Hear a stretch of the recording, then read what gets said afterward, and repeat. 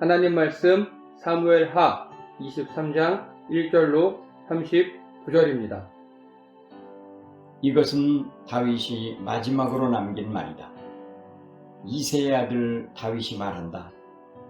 높이 일으켜 세움을 받은 용사, 야곱의 하나님이 기름 부어 세우신 왕, 이스라엘에서 아름다운 실을 읊는 사람이 말한다. 주님의 영이 나를 통하여 말씀하시니 그의 말씀이 나의 혀에 담겼다. 이스라엘의 하나님이 말씀하셨다. 이스라엘의 반석께서 나에게 이르셨다. 모든 사람을 공의로 다스리는 왕은, 하나님을 두려워하면서 다스리는 왕은 구름이 끼지 않은 아침에 떠오르는 맑은 아침 햇살과 같다고 하시고, 비가 온 뒤에 땅에서 새싹을 돋게 하는 햇빛과도 같다고 하셨다. 진실로 나의 왕실이 하나님 앞에서 그와 같지 아니한가. 하나님이 나로 더불어 영원한 언약을 세우시고 만사에 아쉬움 없이 잘 갖추어 주시고 견고하게 하셨으니 어찌 나의 구원을 이루지 않으시며 어찌 나의 모든 소원을 들어주지 않으시랴. 그러나 악한 사람들은 아무도 손으로 움켜쥘 수 없는 가시덤불과 같아서 쇠꼬챙이나 창자루가 없이는 만질 수도 없는 것, 불에 살라 태울 수밖에 없는 것들이다. 다윗이 거느린 용사들의 이름은 이러하다. 첫째는 다그몬 사람 요셉 바세벳인데 그는 세 용사의 우두머리이다. 그는 800명과 싸워서 그들을 한꺼번에 쳐 죽인 사람이다. 세 용사 가운데서 둘째는 아호앗 사람 도도의 아들인 엘르아살이다. 세 용사 가운데서 셋째는 하랄 사람으로서 아게의 아들인 삼마이다. 30인 특별부대 소속인 이 세 용사가 아둘람 동굴로 다윗을 찾아갔다. 수루야의 아들이며 요압의 아우인 아비새는 30인 특별부대의 우두머리였다. 여호야다의 아들인 브나야는 갑스엘 출신으로 공적을 많이 세운 용사였다. 그는 30인 특별부대 안에서 뛰어난 장수로 인정을 받았으나 세 용사의 견줄만 하지는 못하였다. 다윗은 그를 자기의 경호대장으로 삼았다. 30인 특별부대에 들어있는 다른 용사들로서는 다음과 같은 사람들이 더 있다. 요압의 아우 아사헬과 베들레헴 사람 도도의 아들 엘하남과 하롯 사람 삼마와 하롯 사람 엘리가와 발디 사람 헬레스와 드고아 사람 이케스의 아들 이라와 아나도 사람 아비에셀과 후사 사람 무분네와 아호와 사람 살몬과 느도바 사람 마하레와 느도바 사람 바하나의 아들 헬렙과 베냐민 자손으로 기브아 사람 리베의 아들 이때와 비라돈 사람 분나야와 가하스 시냇가에 사는 hit대와 아르바 사람 아비알본과 바르훔 사람 아스마와 사알본 사람 엘리아바와 야센의 아들들과 요나단과 하랄 사람 삼마와 아랄 사람 사랄의 아들 아히암과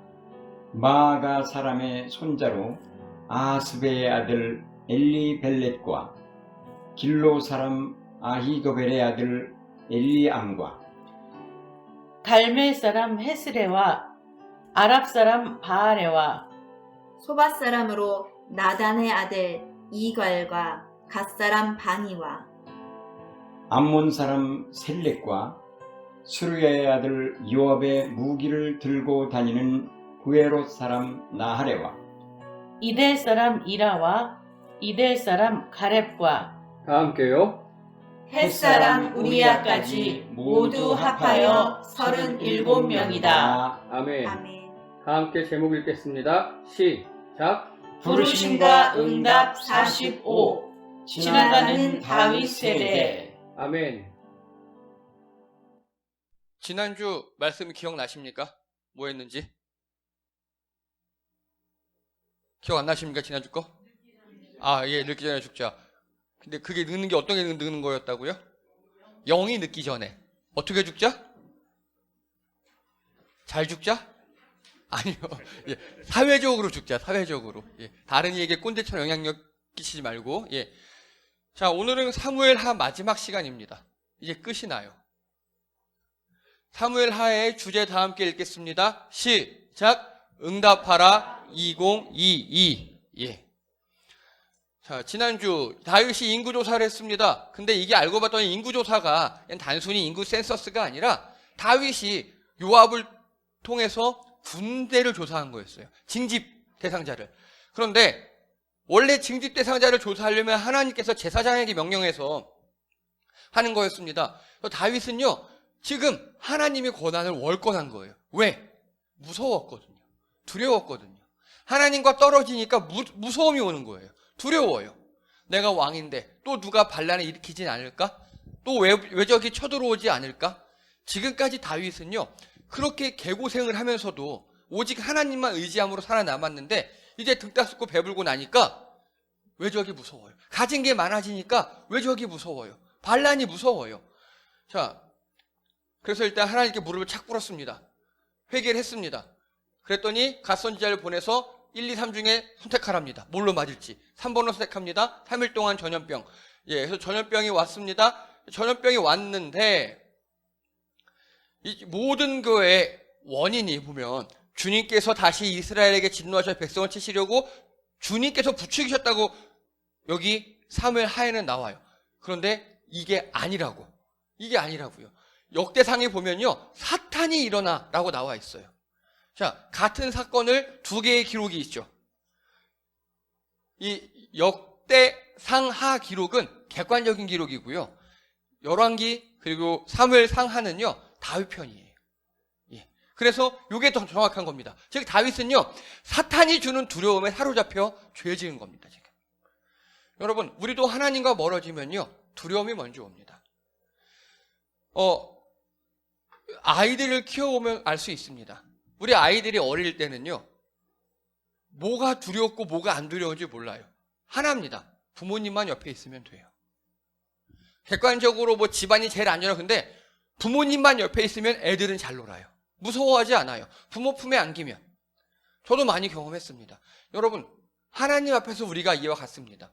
우리가 상황을 따져보고 이게 나에게 해를 끼치지 않게 될지 다 좋은데요, 우리가 하나님과 멀어지는 순간 두려움이 옵니다. 더 정확히 사탄은 우리에게 두려움을 주려고 합니다. 여러분, 하나님과 꼭 붙어 있으시기 바랍니다. 그래서 지난주에요, 이렇게 역대사까지 얘기를 하고 팩트가 다윗이 하나님께 대해 귀가 닫혔어요. 지난주에. 그리고 이웃들에게 대해도 귀가 닫혔어요. 그러니까 무서워지고 떨어지고, 자신 때문에 죽어가는 백성들을 보고야 그제서야 정신을 차렸습니다. 자, 영적으로 다시 살아난 겁니다. 그래서 영적으로 늙기 전에 사회적으로 죽어야 합니다. 영적으로 다운됐을 때, 내가 하나님과 멀어진 것 같았을 때, 여러분, 입조심, 그리고 행동조심, 판단을 하지 마십시오. 그때 했던 판단을 평생 후회합니다. 그래서 내가 뭔가 좀 상태가 안 좋다? 중요한 판단하지 마세요. 중요한 결정을 내리지 마세요. 먼저 내가 충분히 회복되고 하나님과 가까워지는 후에 결정하시고 판단하시고 말씀하시고 행동하시기 바랍니다. 자, 그런데 바르실레, 이 늙은 할아버지 80세. 근데 몸만 늙은 할아버지라 그랬습니다. 이 할아버지는 몸만 늙었지 영적으로는 결코 늙지 않았어요. 근데 다윗은 70 정도에 죽었거든요. 69세, 70세. 그 전에 이미 영이 늙어버렸어요. 영이. 자, 이제 오늘 이야기입니다. 다 함께 1절 읽겠습니다. 시작. 이것은 다윗이 마지막으로 남긴 말이다. 아멘. 여기까지요. 다윗이 마지막으로 남긴 말이랍니다. 유언 같은 내용이에요. 다윗의. 그래서 어떻게 자기를 이야기하느냐? 나는 이새의 아들이다 라고 이야기해요. 이새의 아들 다윗이 말한다. 이새는 유다 지파였고, 그리고 아들이 총 8명이 있었어요. 그 중에 다윗은 막내. 그리고 또 높이 일으켜 세움받은 용사, 누구에게 높이 이렇게 세움받았죠? 하나님께. 하나님께. 그래서 다윗은 용사였어요. 골리앗을 죽이기도 했고요. 또 야곱의 하나님이 기름 부어 세우신 왕. 그렇죠? 예, 사무엘을 통해서 기름을 부어서 하나님이 세우신 왕이었어요. 그리고 이스라엘에서 시를 읊는 사람. 여러분, 이거 지금 청동 동상인데요. 다윗 왕이 하프 연주하고 있죠. 이게 이스라엘의 예루살렘에 있는 거예요. 후대 사람들이 다윗을 조각할 때 왕관 씌워놓고 다윗이 이렇게 하프로 연주하고 있다고요. 저는 이게 굉장히 잘 만든 동상이라고 생각을 합니다. 이게 다윗의 자기 소개예요. 지금 나는 이런 사람입니다 라고. 자, 지난번에 했던 겁니다. 다윗은 30세 유다 왕이 됐죠. 그리고 38세에 통일 이스라엘 전체 왕이 됐습니다. 그리고 70세쯤 죽었어요. 그리고 언젠지 모르겠지만 청소년 때 기름 부음 받았어요. 하나님께 임명받은 거예요. 그리고 그 다음에 하프 연주해서 그 위에 선대 왕 사울 왕의 귀신을 쫓아줬어요. 그리고 골리앗을 죽였어요. 골리앗 죽인 게 15세 미만이었습니다. 그러면 기름 부음과 찬양축 이런 건 한 12, 14세 정도. 이게 다윗의 일생입니다, 현재. 자, 그리고 이때부터 약 17년 동안 유다 왕이 되게 걸렸고, 그리고 통일 이스라엘 왕이 될 때까지는 25년이 걸렸어요. 기름 부음 받고 하나님께 임명받고 왕 되는데 이렇게 오래 걸렸다고요. 그리고 특히 통일 이스라엘 왕으로는 32년을 살았고 유다 왕으로는 약 40년을 살았습니다. 하지만 요 골리앗 죽이고 30세까지 요 한 15년에서 17년 기간이 있죠. 요 기간은 어떤 기간이라고요? 도망 다니는 기간. 반역자. 인생에 제일 개고생했던 그런 기간. 다 분명히 나는 2세의 아들인데 우리 아버지가 날 무시하고, 그리고 하나님께 기름 부음 받은 용사인데 도망 다니고, 왕인데 도망 다니고 그랬던 기간이라고 말씀드렸습니다. 자, 그래서요 요 17년 기름 부음 받고 유다 왕 되기 전에 17년은요 마음은 왕이었어요. 이미 하나님께 임명을 받았으니까 마음은 왕이었어요. 그리고 유다 왕 이후부터는 마음도 왕입니다. 그래서 여기까지는 왕이 되기 위한 삶이었고요. 그리고 이후에는 왕으로서 역할을 하는 삶이라고 제가 한 3달 전, 2달 전에 설교했었습니다. 그런데 이거를요 다윗이 자기소개했죠. 이렇게. 그거 한번 대입해 볼게요. 먼저요 2세의 아들. 이건 무슨 소리냐면요, 이 당시에는 성이 없잖아요. 우리는 전 씨고 모두 김씨, 이씨, 박씨, 최씨, 정씨 다 이렇게 있잖아요. 근데 여기는 성이 없어요. 그래서 다윗 하면 다윗이 여기저기 많아요. 그래서 2가지 방법을 씁니다. 예, 누구누구의 아들, 혹은 아니면 베들레헴의 다윗, 이런 식으로. 그런데 특별히 2세 아들이라는 소리는요 2세가 나름대로 유명했다는 소리예요. 아빠가 그래도 흑수저는 아니었다. 이걸 의미합니다. 하지만 여기서요 누구누구의 아들 이렇게 불리는 거는요 굉장히 평범한 호칭입니다. 굉장히 평범한 호칭. 누구누구 씨? 이 정도 되는 거예요, 그냥. 그러면요 나중에 다윗이 2세의 아들이라고 불릴 때가 있었어요. 나중에. 누가 이렇게 불렀습니까? 나중에? 늙었을 때 다윗이. 세바가 이렇게 불렀어요. 반역자 세바가. 다윗 왕이라고 부르지 않고 우리가 저기 2세의 아들한테 뭐 얻어먹을 게 있냐 이런 식으로. 이해되시죠? 그래서 2세의 아들은요 평범한 호칭이에요. 그리고 오히려 다윗이 귀족이 되고 왕이 됐을 때 2세의 아들 이렇게 부르는 건요 모욕에 가까워요. 모욕에. 그래서 다윗은요 처음부터 태어나서부터, 그리고 골리앗 죽여서 중앙 정치에 등극하기 전까지는요 그냥 2세의 아들이었어요. 그냥 2세의 아들. 평범한 호칭입니다. 여러분들 다 누군가의 아들이고 누군가의 딸이지 않습니까? 예, 평범한 호칭이에요. 그 다음에 이제 유다 왕이 되기까지는요 전쟁에 나가면 이겨요. 도망 다니면서도 이겨요. 도망 다니면서도 사울을 2번이나 죽일 뻔한 거 봐주고요. 누가 어디 곤란에 처했다 가서 도와주고요. 도망자 주제에 우리 어떤 나라의 고을이 외부적인 침입을 받았다 가서 도와줘요. 하나님께서 높이 이렇게 세움받은 용사였어요. 저는 개인적으로요 다윗의 인생에서 제일 신나는 때가 이때가 아니었을까라고 생각합니다.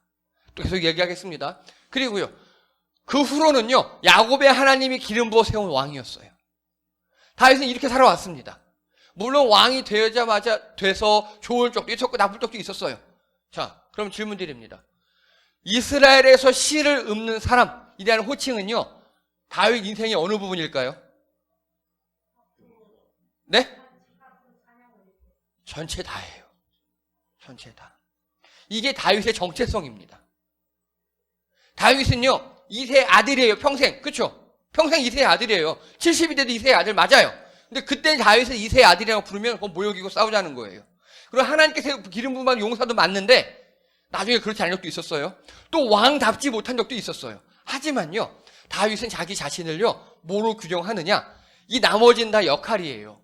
보조적인 거예요. 내 가장 중요한 정체성은 이스라엘에서 시를 읊는 사람이라고 다윗은 자기를 이야기해요. 그리고 이게 되면 다윗이 이세의 아들로서 존중받았습니까? 아니에요. 아빠와 형들에게 따당했어요. 쓸모없는 놈, 막내, 아유, 저게 뭐, 아유, 사랑구실이나 하겠어? 그런 취급을 받았습니다. 그럼에도 불구하고 다윗의 손에는 이 하프가 들려 있었어요. 그러면 다윗은요, 아빠한테 상처받고 형들에게 상처받은 거 혼자 양치면서 찬양하면서 다 회복해요. 그리고 이스라엘의 용사라면서요. 근데 도망 다녀요. 힘들어요. 아둘람 굴에서 너무 힘들어요. 그때 다윗에게 이 하프가 있으면, 찬양만 하면 하나님 회복시켜 주셨어요. 왕일 때도 마찬가지입니다. 다윗이 하나님께 찬양하고 붙어 있을 때는 멀쩡해요. 그렇지 못할 때, 하나님과 멀어졌을 때, 내 손에 하프를 놓고 다른 걸 할 때, 그때마다 다윗은 이상한 짓을 벌입니다. 여러분, 다윗에게 하프가 있었던 것처럼 우리에게도 하프가 있어야 합니다. 하나님과 나와 친해지는 방법이 있어야 합니다. 여러분, 부디 그것을 붙잡으시는 여러분 되시기 바랍니다. 그래서 다윗은요, 자기 묘비명을 아마도 추측이에요. 찬양하는 아들, 용사, 왕, 여기 잠들다. 그렇게 쓰기를 원했을 거예요. 나는 찬양하는 이세의 아들이고, 찬양하는 하나님의 용사고, 찬양하는 왕. 다윗은 찬양하는 자였어요. 여러분, 하나님 앞에서 여러분 정체성을 확립하시기 바랍니다. 그리고 그 하나님과 통할 수 있는 여러분만의 방법이 필요합니다. 그래서요, 한 가지 여러분께 제안을 드립니다. 저희가 지금 대표 기도를 저희 가장 연로하신 분부터 해가지고 지금 10대 승민이 오늘 아주 잘했어요. 승민이까지 왔어요. 이제 수민이하고 송이하면 또 처음부터 돌아옵니다. 그럼 처음부터 돌아올 때는요, 여러분, 미리 저에게 내가 좋아하는 찬양 한 곡씩을 말씀해 주세요. 저에게. 그러면 찬양 인도할 때 그걸 하겠습니다. 그리고 이게 왜 찬양에서 내가 어떻게 은혜를 받았는지를 말씀해 주시면 저희가 그것도 나눠드리도록 하겠습니다. 자, 여러분께 질문 드립니다. 여러분은요, 묘비명에 뭐라고 적히시길 원하십니까? 여러분 묘비명에 다윗은요, 찬양하는 아들, 용사, 왕, 여기 잠들다. 그렇게 하길 원했을 것 같습니다. 여러분의 묘비명은요? 예? 그걸 생각해 보시기 바랍니다. 나의 정체성, 내가 하나님 앞에서 어떤 자인가, 나랑 하나님과 무엇으로 통하는가가 결정되어야, 그게 있어야 우리 인생이 순탄합니다.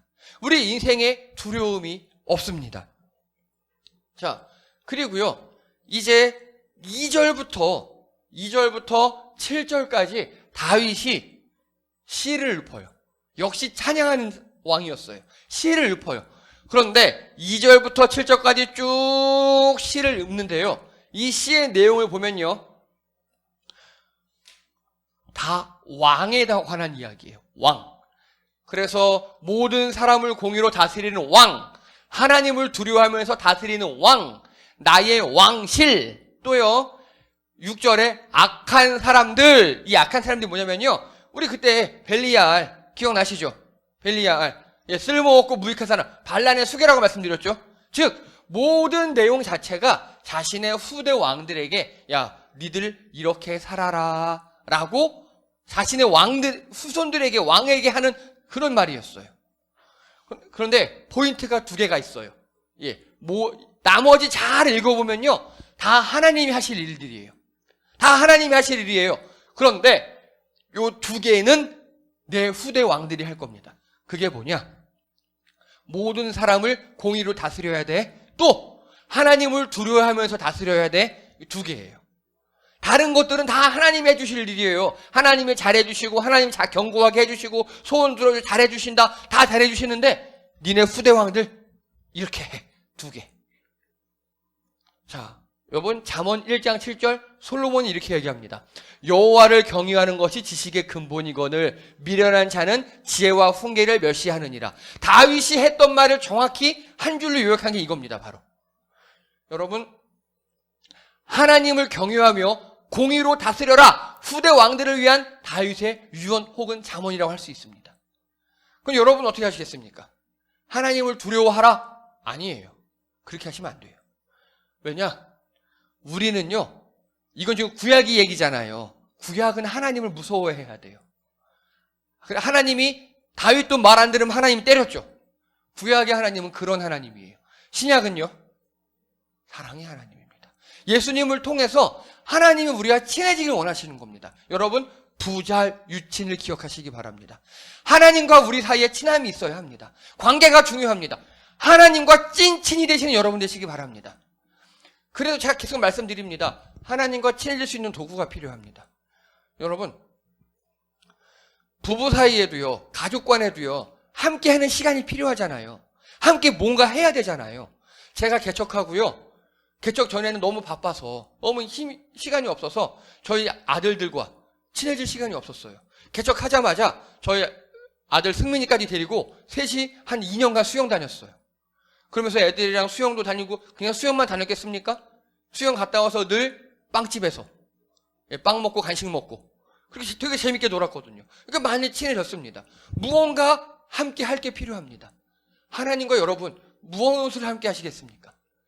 하나님과 나와 함께 할 게 필요해요. 말씀이든 찬양의 기도도 무엇이든 좋습니다. 여러분 하나님과 친해지시는 여러분 되시기 바랍니다.